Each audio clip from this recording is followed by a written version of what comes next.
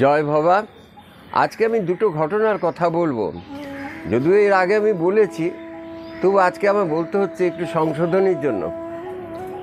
অনেকের মুখে এই ঘটনা দুটো একটু অন্যভাবে প্রচার করা হচ্ছে বিভিন্ন মাধ্যমে, দেখে একটু মনটা ব্যথায় লাগছে। ভবা পাগলার কথা একটু অতিরঞ্জিত করে, একটু পরিবর্তন করে, যেমন তিনি গানের কথা পছন্দ করতেন না, সেই রকম কিন্তু পাগলের ঘটনা যদি ভুলভাবে প্রচার করা হয়, একটা ভুল বার্তা যায়। একবার দীঘায় যাচ্ছিলাম, যেতে যেতে রাস্তায় জল খাবার খেতে আমরা একটা দাদুর দোকান বলে একটা জায়গা কোলাঘাটে পড়ে, সেখানে দাঁড়িয়েছি। সবাই যে যার খাবার জন্য চলে গেছে ঘরে, সে অর্ডার দিচ্ছে হোটেলে গিয়ে। আমি দাদুকে জিজ্ঞেস করলাম, দাদুকে জিজ্ঞেস করলাম, দাদু তুমি কি খাবে? তা দাদু বললেন একটা মিষ্টি নিয়ে এসো। তা আমি একটা রাজভোগ বড় সাইজের এনে একটা প্লেটে করে দিলাম, একটা চামচ। তিনি চামচ দিয়ে ওই রাজভোগটা কাটলেন, আমাকে বললেন বাবা একটু লবণ নিয়ে এসো। আমি ছুটে লবণ নিয়ে এলাম। বাবা মিষ্টির মধ্যে আবার নুন দেবে না, আবার কেমন কথা, তবু তাই হোক, গুরুর আদেশ। আমি তারপরে উনি বলছেন বাবা একটু মরিচ নিয়ে এসো। আবার ছুটে মরিচ দিতে গেলাম। এবার মরিচ দিয়ে তিনি বলছেন, একটু মরিচ ছিটিয়ে দিলেন মিষ্টির মধ্যে। দাদু তুমি একটু টক দিলে পারতে, রসিকতা করে বললাম। বাবা এই যে কথা বলি টিএলকে টক, এইটাই হচ্ছে আমার টক। বলো তো বাবা এই মিষ্টির মধ্যে এই নুন ঝাল দিলাম কেন বাবা? আমি তুমি বলো। তখন তিনি বলছেন, দেখো সংসারে মিষ্টি ভাবটা বেশি রাখবে, মিষ্টি মুখে কথাটি গাও, ভালোটুকু কুড়িয়ে নাও, কারো দোষটি ধরো না রে, সংসারে সাধুটি হও। কিন্তু এই যে কথাটা বললেন, এটা বুঝিয়ে দিলেন।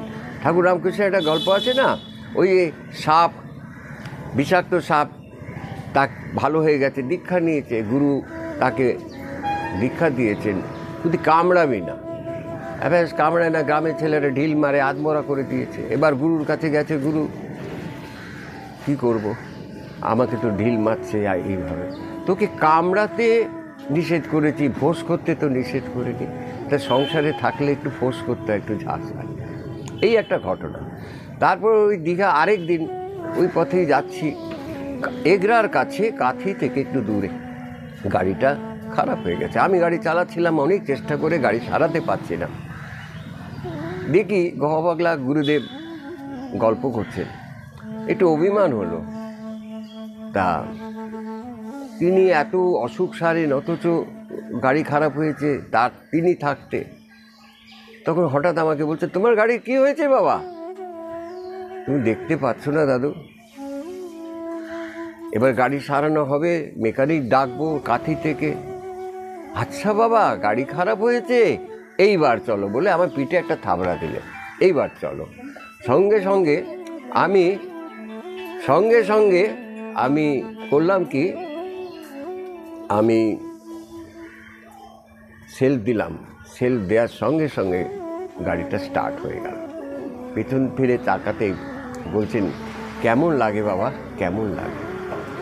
তাই এই দুটো ঘটনা, এখন এই দুটো ঘটনাকে জুড়ে দিয়ে একটা গল্প শোনা যাচ্ছে যে একটা আলু কাবলিওয়ালা যাচ্ছিল, আর তিনি নাকি তাকে মিষ্টি খাবার দিতে গিয়ে টক, মিষ্টি, ঝাল সেগুলো দিলেন, তেঁতুলের টক এইসব দিয়ে তার পাগল এই উপদেশটা তাকে দিলেন।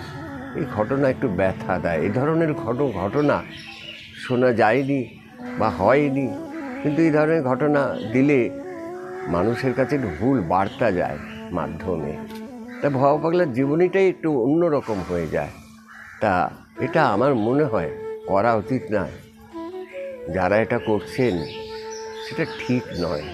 ভবা পাগলার জীবনী যদি প্রচারই করতে হয়, গান যদি প্রচারই করতে হয়, একটু সঠিক গান, সঠিক কথা তারা যেন প্রচার করেন। যদি ভবা পাগলার সঙ্গ তারা করে থাকেন, যারা সঙ্গ করেনি তারা ভুল হতেই পারে, কিন্তু যারা সঙ্গ করে তারা যদি ভুল করে, এটা তো ঠিক নয়।